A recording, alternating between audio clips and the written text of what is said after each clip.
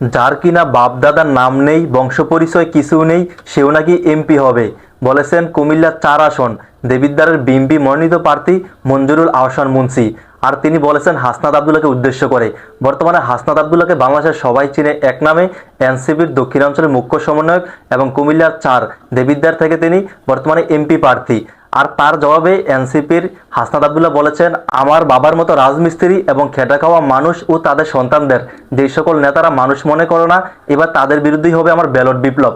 আপনারা দেখেন, মঞ্জুরুল আহসান মুন্সী কুমিল্লার দেবিদ্বার 4-এর তিনি 4 বারের সংসদীয় আসন নির্বাচিত হয়েছেন। তার মধ্যে হচ্ছে সংসদীয় আসন 5ম, 6ষ্ঠ, 7ম এবং 8ম। আর বর্তমানে আমরা জানি ফেব্রুয়ারি মাসে 13তম জাতীয় সংসদ নির্বাচন। তার মানে কি, বিএনপি থেকে কুমিল্লা 4 আসনে যিনি লড়াই করবেন অবশ্যই তিনি ভালো এবং স্ট্রং ব্যাকগ্রাউন্ড ফ্যামিলির সন্তান। তিনি অলরেডি ওই আসন থেকে 4 বার সংসদ সদস্য নির্বাচন হয়েছেন।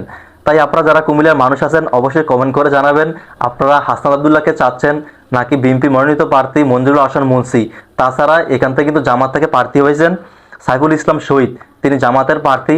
আপনারা কাকে এমপি হিসেবে চান কুমিল্লার 4 দেবিদ্বারের অবশ্যই কমেন্ট করে জানাবেন।